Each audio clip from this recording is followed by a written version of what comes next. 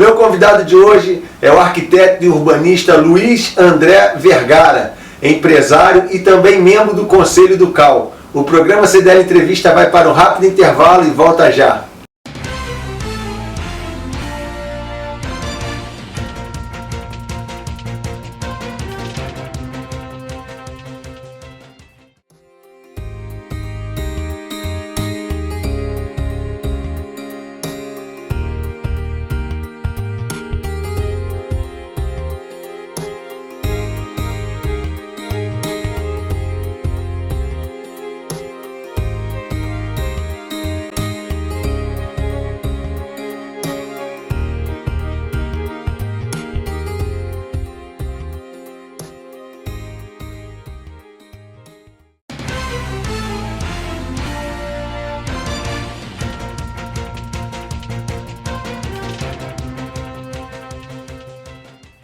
Estamos de volta com o programa CDL Entrevista com Luiz André Vergara. André, prazer tê-lo aqui no nosso programa. Prazer, uma meu. satisfação imensa ter você aqui conosco. Igualmente. André, eu sempre começo o programa perguntando assim do nosso entrevistado aonde você nasceu? Niterói. Niterói, família de niteroenses. Niteroiense. Tá certo. Sua criação foi em qual bairro de Niterói? De Caraí. Caraí? Rua Álvares de Azevedo. Álvares de Azevedo, no tempo que Álvares de Azevedo tinha casa, né? Tinha casa e era rua de paralelepípedo. É mesmo? É. Tinha uma família tradicional ali da Sardinha que morava ali, o pessoal da Sardinha. Sardinha Coqueiro, né? Era uma mansão, muito boa. Parece que de uma rua a outra, e até Miguel de Frias, a casa dele. Miguel de Frias, né? Brincou muito ali, André? Brinquei muito ali. Chegou a pular no trampolim lá da praia? Não, já estava em processo de demolição. Mas eu assisti a implosão dele. Ah, foi? Assistiu? Foi, assisti. Estudou aonde, André? Estudei no Abel, Instituto Abel. Ah, é? Vários entrevistados aqui que a gente tem a honra de entrevistar foram abelistas. Ademir da Nippon, dirigiu o ônibus. Foi meu contemporâneo. Contemporâneo? Foi, Ademir foi. Tempo bom, hein, André? Tempo muito bom. O ex-prefeito também, né? Também era abelista. O Jorge Roberto foi meu colega de turma do Abel. Que bom, tempo bom. Jogamos bola juntos. Aí do Abel você foi fazer a faculdade de arquitetura? Fui para arquitetura no Rio, na Silvio Souza Sociedade Educacional. Sim. No Rio de Janeiro. Aí estudou lá arquitetura e depois já começou na atividade de arquitetura ou foi fazer algum outro curso de especialização? Não, na realidade, como eu não tinha muito conhecimento, né, de outras áreas da arquitetura, eu tive que fazer minha vida profissional. Sim. Então, montei um escritório de projetos e construções antes até de me formar. Sim. Porque na época, que foi em 75, 76, existia um conceito nas faculdades de arquitetura que a gente só conseguia fazer projetos de arquitetura se construísse. Isso era um conceito interno nosso lá, né? Tinha que fazer o projeto e construir. Porque sempre foi uma tendência muito elitista. O arquiteto era considerado da elite, só fazia trabalho de fachadas, era pouco aproveitado, era pouco difundido o exercício profissional. Sim. E aí eu montei uma construtora na Praça Santos Pena, no Rio, para poder ter esse objetivo. Mas foi um fiasco, até porque eu não tinha experiência de obra, mas já comecei a ter experiência de como administrar um escritório. Tá? Surgiu uma oportunidade de um projeto que nós fizemos em Teresópolis, e eu me mudei para Teresópolis e trabalhar na construtora executando esse projeto, que era um condomínio de casas. Certo. Foi meu primeiro projeto grande, digamos assim. E aí nós começamos a ter um escritóriozinho em Teresópolis, conhecer as pessoas. E a gente não escolhe muito qual é a arquitetura, tem um leque muito grande de oportunidades. Ela é quase que, eu digo, uma profissão de clínica geral, se a gente tiver uma similaridade com a medicina. Entendi. Então, eu sempre digo que a gente não escolhe muito se vai fazer interiores, vai fazer urbanismo. É o que aparece, né, André? É o que aparece, principalmente quando a gente está começando a nossa vida profissional. Eu entendo um pouco disso, que a minha esposa também é arquiteta, né, e ela está vivendo a mesma coisa que você, né, também já tem um tempo de formada, e o arquiteto não tem muito como escolher o trabalho. O trabalho aparece, às vezes, por uma indicação, um trabalho vai puxando o outro, né? É verdade, né? Nós não temos muitos concursos públicos para arquitetura, né? Certo. Nós temos muita dificuldade de nos colocarmos no mercado de trabalho. E é uma luta nossa, permanente, até de divulgar a profissão melhor, né? Então, fui para Teresópolis e já entrei já a nível empresarial, porque esse projeto que eu havia feito era um grupamento, um condomínio de casas para uma empresa. E aí fiquei desde 76, 78, só praticamente trabalhando no mercado imobiliário, desde aquela época. E aí a gente, quando entrou nesse mercado, dominamos o conhecimento, a técnica, e aí acabou até hoje, nós sempre atuando no mercado imobiliário, na edificação coletiva. O nome Vergara é muito forte nos projetos, aqui em Niterói a gente vê muito projetos na Vergara, né? Olha, é muito trabalho, né? São oportunidades que a gente também teve, e eu acho que a gente soube aproveitar essas oportunidades, né? Eu digo que quando eu retornei a Niterói... Como é que foi esse retorno para Niterói, André? Teresópolis sofreu muito com as enchentes na década de 70 ou começo de 80. O que nós vimos recentemente já aconteceu outrora. Em Teresópolis foi. E somado também acabou aquele milagre brasileiro da época da Revolução. Sim, né? E com isso... O BNH também. O BNH ainda existia, mas não tinha mais financiamento para a segunda moradia. Certo. Então Teresópolis, como era uma cidade de veraneio e as pessoas não tinham mais como comprar a segunda moradia. Ela sempre tinha tendência de ter que resolver o primeiro problema de habitação. E aí Teresópolis parou. Aí nós fomos obrigados a mudar para o Rio primeiro. Recebemos um convite de uma construtora na Ilha do Governador. Sim. Para que a gente conseguisse. Essa construtora fazia muita obra pública, obra para aeronáutica, para marinha, para docas do Rio de Janeiro, e ela queria criar um braço no mercado imobiliário. Certo. Então me convidou, porque tendo em vista que eu já tinha alguma experiência, né, do mercado imobiliário, de projetos. Certo. E fui trabalhar na Ilha do Governador, né? E vindo todo dia de Teresópolis, era uma luta. Todo dia trabalhando na ilha. Foi uma dureza. Quem olha para Vergara, você não consegue imaginar a luta que você passou. Foi uma luta, Fabiano, foi uma luta brava. Só que essa construtora, na realidade, nós começamos a fazer alguma coisa no mercado imobiliário, mas eu acabei passando a exercer um cargo de coordenador técnico da empresa, inclusive gerenciando a parte de obras públicas. E isso me deu um know-how muito grande em termos de obra, de coordenação de projetos, né? Só que começaram a entrar os problemas financeiros do país. Então essa construtora que praticamente só fazia obra pública também praticamente faliu, fechou, e até nós ficamos 3 meses sem salário. Que bravo. Que bravo. Aí eu resolvi naquela época, era 1982, final de 82, eu falei, não, eu vou voltar para a minha cidade, vou tentar Niterói. E aí eu retornei para Niterói. Minha família tinha uma casa na Alves Azevedo, que até por curiosidade, meu avô que construiu essa casa. Sim. Foi a segunda casa do quarteirão, para você ter uma ideia. E aí a minha família, meu avô faleceu e tudo, e ela resolveu vender esse imóvel. E eu fiz uns estudos de viabilidade, peguei a legislação para fazer um edifício, alguma coisa, o que podia fazer. Certo. Até para vender o terreno. Foi aí que eu conheci o pessoal da construtora Guararapes, antiga construtora do Zil Andrés, etc. E ele comprou o terreno da minha família, eu vim a fazer o primeiro projeto em Niterói, na Alves Azevedo, e ele também me contratou para ser o responsável técnico da Guararapes. Certo. Isso em 82, 83. E passei a fazer durante o dia execução das obras da Guararapes, que ela deu um crescimento grande em 83. Além dessa obra na Álvares, ela tinha outras obras em Niterói? Ela estava iniciando uma obra na Comendador Queiroz. Certo. E estava no meio de uma obra também com 80 apartamentos na Joaquim Távora. Entendi. Tudo no bairro de Caraí, né? Tudo no bairro de Caraí. Certo. Quando eu comecei a trabalhar com eles lá, passei a ser responsável técnico, e aí eu fazia os projetos de arquitetura para a empresa à noite. Quer dizer, o seu escritório?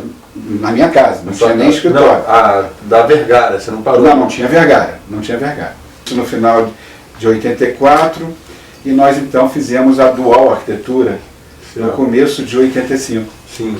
E aí eu tenho até que dar mão palmatória, porque o Zilwan do IESA, já falecido até, ele me ajudou muito. Ele, inclusive, fiquei 6 meses, meio expediente na construtora, para solidificar meu escritório. Certo. E aí nós começamos a viver só de arquitetura, em 85. Foi aí que nós criamos a Dual. Posteriormente transformamos em Arque Vergara, para posteriormente transformarmos em Vergara e Prado, tendo em vista nós tínhamos um novo sócio que foi meu estagiário, um amigo, e que se desenvolveu com a gente, e eu botei o sobrenome dele também. Então ficou Vergara e Prado, que até hoje, né? Que até hoje, já temos 27 anos de escritório. Vivendo de arquitetura, que é muito difícil. Muito difícil. Agora, André, o interessante é que até esse prédio onde nós estamos aqui, o prédio da construção da CDL, em parceria com a CEL, vocês que fizeram o projeto, né? Nós detalhamos todo o projeto junto com o presidente Manuel Alves, que foi um brilhante presidente, conseguiu muito dinheiro, com a dificuldade de conseguir dinheiro para fazer essa obra, e ele queria caprichar ao máximo. O projeto de arquitetura legal foi do arquiteto Manuel Machado. Sim. E nós detalhamos todo o projeto, fachadas, interiores todos aqui, e acompanhamos até a obra, supervisionamos a CEL, em parceria com a CEL, né? Vocês eram os supervisores. Nós éramos os braços direitos do Manuel Alves. Que interessante. Além deste prédio aqui, qual outro que você consegue, assim, famoso aqui da cidade, que vocês participaram diretamente? Nós fizemos, infelizmente, numa concessionária maravilhosa, a NASA, na Marquês de Paraná, a gente construiu, projetou e foi demolido. Seu Dornas Maciel, nosso ex-presidente. Exatamente. Aí fiquei triste. Aquele projeto era belíssimo, né? Ficou uma concessionária muito bem feita. Chegou a ser a maior da região do estado do Rio e Espírito Santo, em termos de venda de carro, de estrutura. Outro prédio assim que tive em mente, assim, que foi prazeroso construir, participar do projeto de construção. Prazeroso. Teve um projeto comercial aqui na rua São Sebastião, que foi prazeroso. Por quê? Porque nós, como nós sempre temos uma legislação edilícia extremamente rigorosa, mas nós usamos uma certa criatividade no projeto, porque nós misturamos andares corridos, que era uma novidade aqui em Niterói, um prédio de andares corridos, e mesclamos com salas comerciais. Então nós fizemos metade do prédio salas corridas, ele escalona, diminui os andares, e ele aqui na São Sebastião, número 28, 18. Aqui aquele prédio da Gomes da Costa? Gomes da Costa. Que interessante. Aquele prédio ali foi prazeroso fazer. E também tem umas soluções de garagem ali, que a gente fez quase que um pallet de concreto, que uma vaga entra por debaixo da outra, porque nós tínhamos pouco espaço para fazer. Foi prazeroso fazer esse projeto. André, nós vamos para um rápido intervalo. No próximo bloco eu queria falar um pouquinho sobre essa separação dos arquitetos do CREA e das perspectivas da arquitetura, principalmente em Niterói, que temos um ícone. Posso só completar uma coisa? Claro. Eu tenho que agradecer muito ao CDL daqui, porque ela me abriu também um leque lá em Rio Bonito. O André, você construiu lá para o André? Fiz a sede do CDL Rio Bonito. Que legal. Desde do começo, fiscalizei, ajudei o André a fazer a sede lá. Que excelente. Então foi também muito prazeroso lá. Isso é muito bom. Nós vamos para um rápido intervalo e no próximo bloco estaremos de volta com o André Vergara. Não saia daí, o programa CDL Entrevista vai para um rápido intervalo e volta já.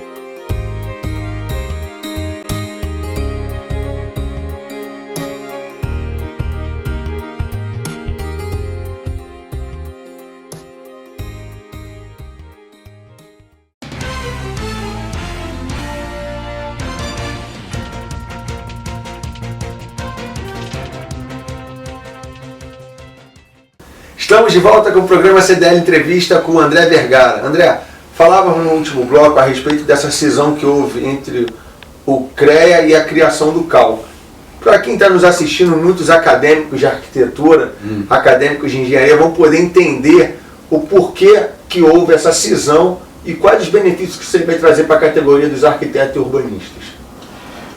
Bom, Fabiano, existe uma luta de mais de 50 anos para que nós, arquitetos e urbanistas, tivéssemos nosso conselho próprio. Certo. Nós estávamos num conselho multiprofissional, tá? E envolvido mais de 100 profissões no conselho anterior. No CREA, né? No CREA. Quer dizer, esse conselho, por ser multiprofissional, não dava o foco na divulgação da profissão, né, no exercício profissional da arquitetura, e aí ficava muito aquém. A sociedade não sabe até hoje quais são as atribuições do arquiteto. Exatamente. Ela não sabe. E é um desafio para a gente. Se confunde muito com o engenheiro civil, né? Se confunde, até pela legislação anterior, ela mesma, quais as mesmas atribuições do engenheiro civil. Então essa luta ela foi concretizada até com o apoio do Oscar Niemeyer, porque ele não foi importantíssimo na criação do CAL. Fez carta à Câmara, ao Senado, e sensibilizou a legislação. Pô, vocês tiveram um bom patrono, né? Foi. Tanto é que a carteira número 1 do CAL é do Oscar Niemeyer. Então, recebeu em vida ainda? Recebeu em vida ainda. Que honra. Agora, então em 31 de dezembro de 2010, um dos últimos leis do presidente Lula foi a criação do CAL. Então, nós tivemos o ano de 2011 para fazer a transição com o CREA. Fizemos a eleição dos conselheiros no final do ano, em novembro, e 2012 foi um ano de estruturação de um conselho totalmente novo e que a gente quer fazer extremamente leve em termos de infraestrutura, de pessoal, mas informatizado, com muito contatos online, né? Sim, mas com mais dinâmica, né? Nós temos e com um grupo de 54 conselheiros cujo foco é a arquitetura. Entendi. E o urbanismo. Quer dizer, todos atuantes ainda. Todos atuantes. E agora é o ano de 2013, eu acho que é o ano que a gente tem que dizer a que veio. Certo. Nós estamos lá no CAL ultimamente tentando implantar o sistema de fiscalização, que é ponto número 1 da nossa autarquia, né, que nós temos que fiscalizar o exercício profissional, bem como também nós estamos até organizando para criar um manual de exercício profissional, que vai ser um livrinho e onde é que vai distribuir para a sociedade, para os arquitetos, para os estudantes, o que é a profissão, quais são as atribuições, quais são as responsabilidades.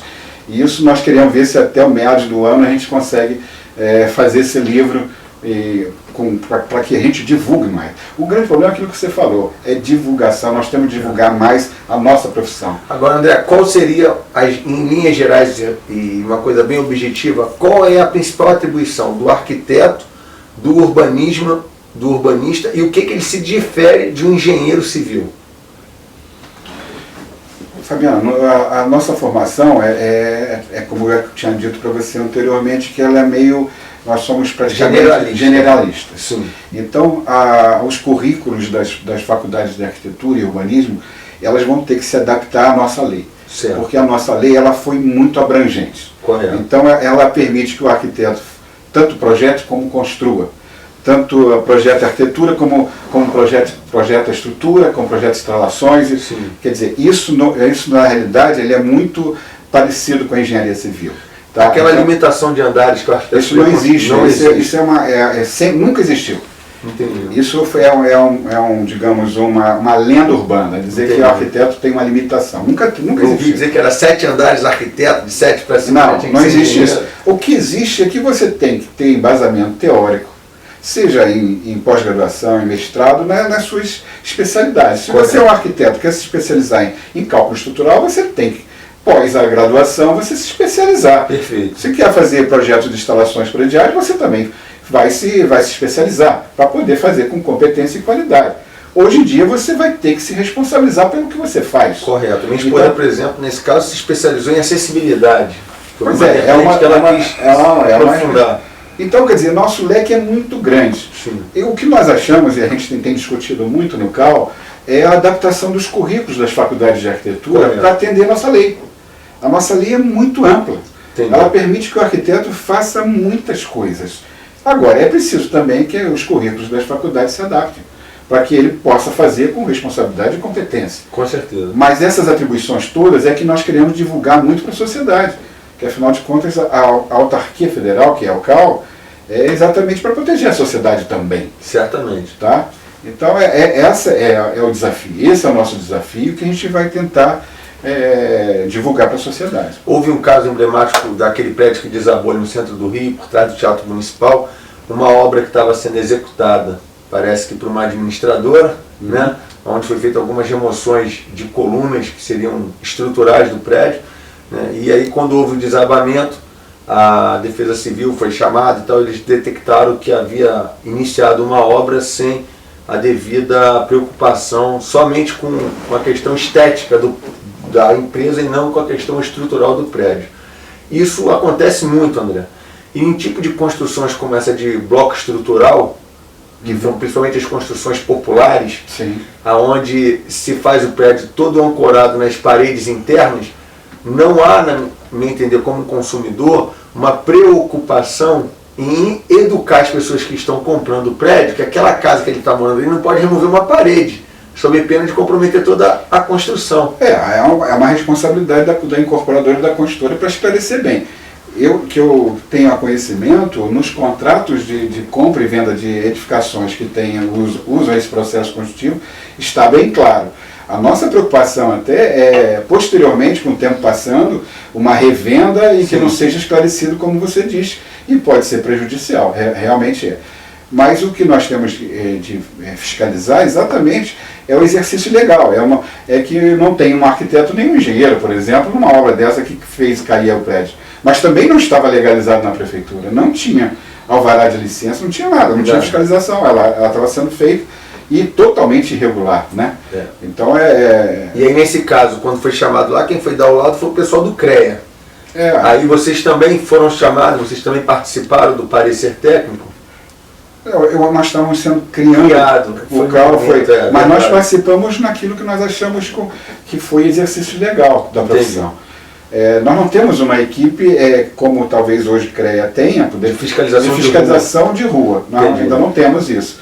E a gente fiscaliza mais se as obras estão devidamente com seu arquiteto, com um documento chamado RRT, que é o Registro de Obra Técnica. Então nós verificamos essa procedência. Agora, nós somos a sociedade tem que nos ajudar fazendo denúncias e informando a gente o que está acontecendo também. É uma corresponsabilidade. Entendi. André, mudando agora um pouquinho o foco da nossa conversa, Niterói é emblemática no mundo por ter o maior acervo, depois de Brasília, das obras do grande arquiteto Oscar Niemeyer.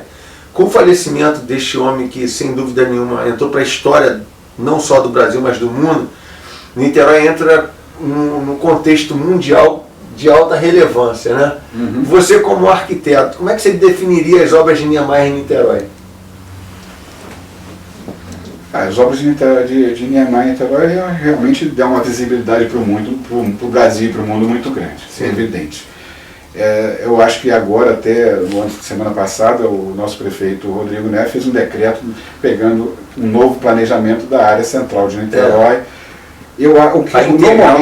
Pois é, no momento é uma cidade partida. Nós temos da Rio Branco para lá, com Caminho Niemeyer, obras maravilhosas, e uma cidade que não está preservada, não está valorizada na parte antiga. Certo. Então eu espero que esse projeto, esse planejamento que o Rodrigo venha a fazer para a área central, venha fazer uma ligação mesmo entre o Caminho Niemeyer e o centro de Niterói, precisa ser valorizado. Agora, eu acho também que é preciso preservar a nossa história. Sim. Então eu digo muito que tem certos erros que nós cometemos. Por exemplo, eu acho que um erro muito grande é a preservação de São Domingos. Os imóveis estão todos mal conservados.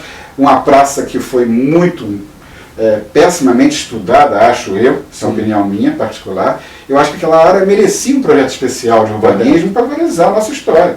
Ali Dom Pedro I chegou, Dom Pedro II, tem toda uma história naquela região de São Domingos que não está preservada, está tudo caindo aos pedaços. Então eu acho que a gente tem que tomar cuidado, mas tem que preservar a nossa história. Correto. O centro de Niterói está abandonado há muitos anos. Precisa de uma intervenção, né? Precisa de uma intervenção, planejamento e com inteligência também, né, Fabiano? Você participou do primeiro plano diretor dessa cidade, né, André? Participei.